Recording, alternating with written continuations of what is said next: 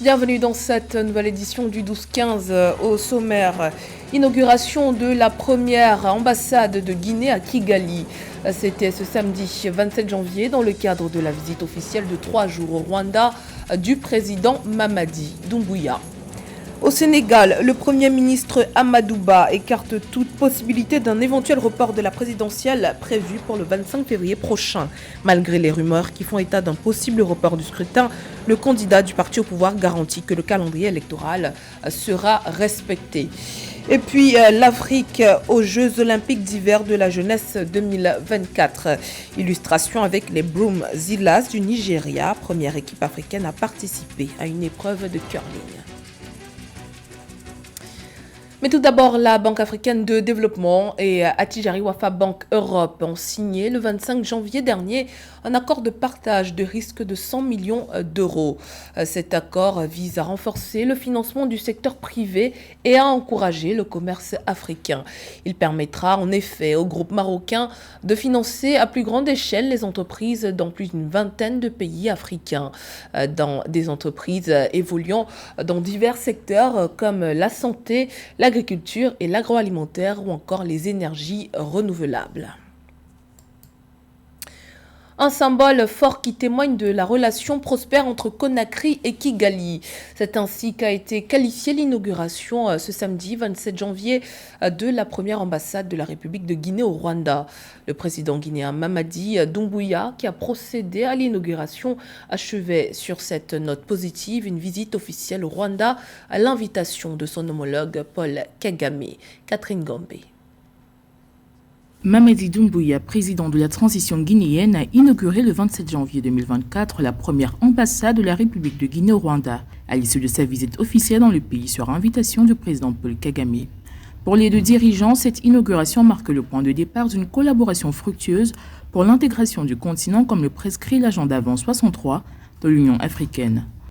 Across a range of sectors, numerous agreements have been signed. We are also exploring opportunities.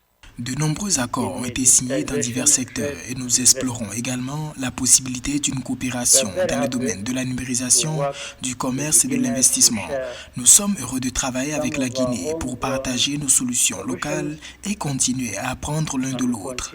La crise mondiale n'est pas une personne, c'est pourquoi nous devons trouver des solutions à nos propres problèmes. L'un des points saillants de la rencontre de 3 jours était le renforcement des liens diplomatiques entre Kigali et Conakry en matière économique. En effet, la Guinée souhaite profiter de l'expérience du Rwanda qui, en dépit d'un contexte mondial difficile, enregistre des performances qui allient croissance économique durable et amélioration du niveau de vie des Rwandais. La Banque africaine de développement estime en effet que l'inflation devrait chuter au Rwanda de 5,6% en 2024 en raison d'une baisse de l'inflation importée. Ma visite de travail et d'amitié à Kigali s'inscrit dans la volonté de consolider davantage la relation entre nos deux pays et de renforcer les liens d'amitié, de fraternité entre nos peuples et la coopération dans l'esprit panafricain. Au terme de ces deuxièmes rencontres du genre depuis avril 2023, les deux chefs d'État se sont accordés sur la nécessité de l'ouverture d'une ligne aérienne Kigali-Conakry qui faciliterait la circulation des biens et des personnes. Ce sachant que le Rwanda devrait supprimer les visas pour l'entrée sur son territoire au courant de l'année 2024. Le Niger, le Mali et le Burkina Faso quittent la CEDEAO. Les 3 pays ont annoncé leur retrait avec effet immédiat du bloc politique et économique le plus important de la région ce dimanche, approfondissant ainsi le fossé entre les juntes militaires de ces pays et les autres États d'Afrique de l'Ouest. Dans une déclaration commune, ils accusent la CEDEAO de se plier à, je cite, des puissances étrangères. Le point sur la situation dans ce sujet de Samantha Sabiro. Le Burkina Faso, le Mali et le Niger ont décidé de se retirer sans délai et en toute souveraineté de la Communauté économique des États de l'Afrique de l'Ouest, CEDEAO, organisation sous-régionale de 15 membres. Une information contenue dans un communiqué conjoint diffusé ce dimanche 28 janvier 2024 sur les chaînes publiques des 3 pays de l'Alliance des États du Sahel. Leurs Excellences le capitaine Ibrahim Traoré, le colonel Assimi Goïta et le général de brigade Abdourahmane Tchani, respectivement chef d'État du Burkina Faso, de la République du Mali et de la République du Niger, prenant toutes leurs responsabilités devant l'histoire et répondant aux attentes, préoccupations et aspirations de leur population, décident en toute souveraineté du retrait sans délai du Burkina Faso, du Mali et du Niger de la communauté économique des États de l'Afrique de l'Ouest. Confrontés à des problématiques similaires d'insécurité et de djihadisme, les dirigeants des 3 pays membres de l'Alliance des États du Sahel soulignent que l'organisation ouest-africaine n'a pas porté assistance à ces États dans le cadre de leur lutte existentielle contre le terrorisme et l'insécurité. La CEDEAO a été créée le 28 mai 1975 à Lagos, au Nigeria. Alors aujourd'hui, lorsqu'on va regarder maintenant en profondeur pour dire que est-ce que les pays du Sahel pourront s'en sortir sans la CEDEAO, je pense que oui, parce que au-delà de la CEDEAO, il y a la zone de libre-échange, la ZLECAf qui est là, qui a les mêmes ambitions et qui veut faire une intégration africaine. Donc déjà, sur le plan de l'intégration économique, la ZLECAf va remplacer ce que faisait la CEDEAO. Maintenant, les 3 pays pris ensemble font à peu près plus de 60 millions d'habitants. Donc c'est une zone économique intégrateur déjà. Et avec les richesses économiques minéralières de ces 3 pays, et ils peuvent s'en sortir sans la CEDEAO. Maintenant, il va sans dire qu'avec les pays de la CEDEAO, il va falloir avoir des relations amicales, des relations économiques, des partenariats dynamiques sans entrer dans le conflit. Le 16 septembre 2023, le Mali, le Burkina Faso et le Niger ont créé l'Alliance des États du Sahel, AES. Cette alliance promet de redéfinir la lutte contre le terrorisme et de remodeler les équilibres régionaux. Les 3 pays signataires ont exprimé leur volonté de promouvoir l'indépendance, la dignité et l'émancipation économique. Le Mali, le Burkina Faso et le Niger ont en commun d'être dirigés par des gouvernements de transition. Au Sénégal, malgré les rumeurs qui courent concernant un possible report du scrutin présidentiel du 25 février prochain, les 20 candidats ayant obtenu le feu vert du Conseil constitutionnel se préparent à battre campagne. C'est le cas du Premier ministre, candidat du parti au pouvoir, Amadou Ba, qui a d'ailleurs écarté lors d'un entretien avec la presse locale toute hypothèse concernant le report de la présidentielle. Ce dernier affirme que toutes les dispositions seront prises par le gouvernement, l'administration pour que l'élection présidentielle se tienne le 25 février 2024, conformément au calendrier républicain. Samantha Sabero. Le candidat de la majorité présidentielle, le Premier ministre sénégalais Amadou Ba, est contre tout report du scrutin présidentiel prévu le 25 février 2024. Dans un entretien accordé à la presse locale le 26 janvier 2024, le candidat de la coalition Benno Bokk Yakaar a défendu le respect du calendrier républicain. Pour lui, les décisions du Conseil constitutionnel sont inchangeables. Je ne pense pas à un report de l'élection dans les 2 sens. D'abord, ça n'a jamais eu lieu au Sénégal. Le Sénégal est un pays de droit et nous respectons les règles de droit. En tout cas, je poursuis mes activités en prenant toutes mes dispositions pour remporter les élections au nom de la coalition qui m'a choisi en tant que leur candidat. Face à la presse, le Premier ministre Amadou Ba a balayé toute idée de report de la présidentielle. Il affirme que toutes les dispositions seront prises par le gouvernement, l'administration pour que l'élection présidentielle se tienne le 25 février 2024 conformément au calendrier républicain. Selon le Premier ministre, le processus est déjà lancé et le Conseil constitutionnel a fini de publier la liste officielle des candidats retenus. Il n'y a aucune raison de ne faire élection.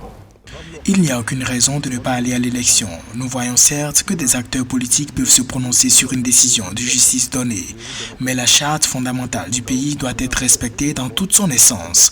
On ne peut qu'après l'élection revoir certaines dispositions. Le 25 février 2024, les Sénégalais sont appelés aux urnes pour élire le successeur du président sortant Macky Sall, qui a décidé de respecter l'engagement de briguer 2 mandats. Pour ces élections, Amadou Ba fera face à 19 autres candidats. Parmi les candidats figurent les ex-chefs du gouvernement sénégalais Idrissa Seck, Mohamed Boun Abdallah Dionne et Bassirou Diomaye Diakhar Faye, présenté comme le candidat de substitution de l'opposant emprisonné Ousmane Sonko, dont la candidature a été recalée. Toujours au Sénégal, découverte de la plateforme Senmix Master. Fruit d'une combinaison d'intelligence artificielle et de machine learning, la plateforme de programmation musicale Made in Sénégal a été lancée le 27 janvier à Dakar. Elle vise à améliorer l'expérience d'écoute musicale en Afrique à travers des processus créatifs dans le domaine de l'audio et de la musique. Ameneji. Innovation sur le marché de l'industrie musicale avec Senmix Master, la première plateforme de mastering via intelligence artificielle en Afrique. Lancée officiellement le 27 janvier 2024 à Dakar au Sénégal, ce logiciel de programmation vient répondre à un besoin d'obtenir une solution sonique de qualité accessible à tous les artistes, ingénieurs, producteurs, beatmakers et créateurs de contenu. Cette plateforme permet aux artistes, aux créateurs de contenu, aux ingés, aux compositeurs de pouvoir gagner du temps. Parce qu'on sait que souvent en fait, les artistes créent rapidement et ils ont besoin d'entendre au moins ce qu'ils ont produit. Donc en gain de temps, c'est un gain de temps énorme. Et en termes de qualité aussi, parce qu'on sait qu'il y a 50% des artistes qui n'ont pas forcément accès à des frais onéreux de mastering de studio. Ou bien même, on sait en général, il y a 50% des artistes qui ont du mal à masteriser leur musique. Senmix Master fournit une analyse rapide, précise et une optimisation sonore adaptive, éliminant ainsi les erreurs techniques et accélérant le processus de mise au point final, tout en préservant l'authenticité artistique. Là où c'est intéressant, c'est certainement pour les plateformes de distribution qui pourront, en termes de partenariat, travailler avec Senmix Master pour pouvoir avoir un niveau de qualité de son qui soit assez intéressant. Et pour le marché local, les acteurs, les créateurs de contenu, les auteurs, compositeurs, les artistes, en fin de compte, qui pourront, avec un pricing qui est assez adapté, accéder aujourd'hui à un service de mastering pour leurs projets musicaux. Les acteurs du paysage musical, portés par la vision d'un écosystème musical africain florissant, soutenu par des technologies de pointe, louent cette initiative. Pour avoir un bon mastering, des fois on voyage, on part dans d'autres pays pour trouver les plus bons ingénieurs de son pour faire le mastering et le mix. Et lui, il nous le facilite en 5 minutes qu'on puisse avoir un bon mastering à présenter, à mettre dans les plateformes de téléchargement légales et en plus à mettre dans nos voitures, dans le concert et tout, avoir ce même rendu. Je pense que ça aussi, c'est à saluer. Senmix Master, la nouvelle plateforme de mastering, ouvre également de nouvelles opportunités économiques, offrant des possibilités de connexion et de partenariat entre artistes et ingénieurs de son. Toujours dans l'actualité, le Fonds de lutte contre la pandémie lance un projet multisectoriel de prévention, de préparation et de réponse à la pandémie en Éthiopie. Objectif, renforcer la capacité de prévention, de détection et de réponse aux urgences de santé publique, y compris les pandémies. Un personnel renforcé, des systèmes de laboratoire améliorés et une surveillance renforcée au point d'entrée font partie des résultats attendus du projet EPPR, selon la ministre de la Santé éthiopienne Lia Tadesse. Pour rappel, le fonds pandémie est un partenariat de collaboration entre les pays donateurs, les co-investisseurs, les fondations et les organisations de la société civile. Il est hébergé par la Banque mondiale et l'Organisation mondiale de la santé en est le responsable technique. Dans l'actualité sportive, l'Afrique s'illustre aux Jeux d'hiver. 12 athlètes, dont 5 femmes, représentent le continent aux 7e Jeux olympiques d'hiver de la jeunesse qui se tiennent à Gangwon, en Corée du Sud, jusqu'au 1er février. Parmi eux figurent les Broom Zilas du Nigeria, première sélection africaine à participer à une épreuve de curling. Joël Ballot. En Afrique, les sports d'hiver séduisent de plus en plus d'athlètes. Aux 7e Jeux olympiques d'hiver de la jeunesse à Gangwon, 12 athlètes issus de 5 nations représentent le continent dans 5 disciplines. Parmi eux, les Bromzilla du Nigeria sont entrés dans l'histoire des Jeux olympiques en devenant la première équipe d'Afrique subsaharienne à participer à une épreuve de curling aux Jeux olympiques d'hiver. Le curling, ce sport de précision, pratiqué sur la glace avec des pierres en granit, introduit au Nigeria en 2017 à travers la Fédération nationale de curling, peine à prendre son envol à cause de l'inadéquation du climat et de l'absence de financement. Nous nous entraînons sur une surface artificielle au Nigeria et c'est une partie très difficile de l'entraînement pour le curling. Nous nous entraînons tout en essayant d'obtenir de bons résultats.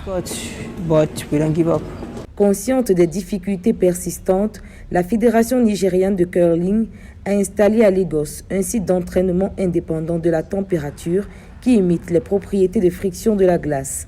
Grâce à ces mécanismes, les Bromzilla ont pu améliorer leur jeu et en 2022, qualifier historiquement le Nigeria aux Jeux olympiques d'hiver de la jeunesse 2024. Le fait d'être la première nation africaine à participer aux Jeux olympiques d'hiver de la jeunesse en curling est un rêve. Je suis très heureuse de faire partie des personnes qui ont fait en sorte que cela se réalise. Aux Jeux olympiques d'hiver de la jeunesse qui se tiennent depuis le 19 janvier 2024 à Gangwon, en Corée du Sud, comme le Nigeria, 4 autres pays africains sont présents, le Kenya, l'Afrique du Sud, l'Algérie et la Tunisie. Pour les 5 pays présents, seule la Tunisie, à travers le bobeur Jonathan Lourimi, a remporté le 23 janvier 2024 la médaille d'argent dans la catégorie bobsleigh. Au total, 16 pays africains ont participé aux Jeux olympiques d'hiver en 64 ans, de 1960 à 2024. C'était le journal de la rédaction. Merci pour votre fidélité. Dans un instant, une nouvelle édition de l'actualité sur Africa 24.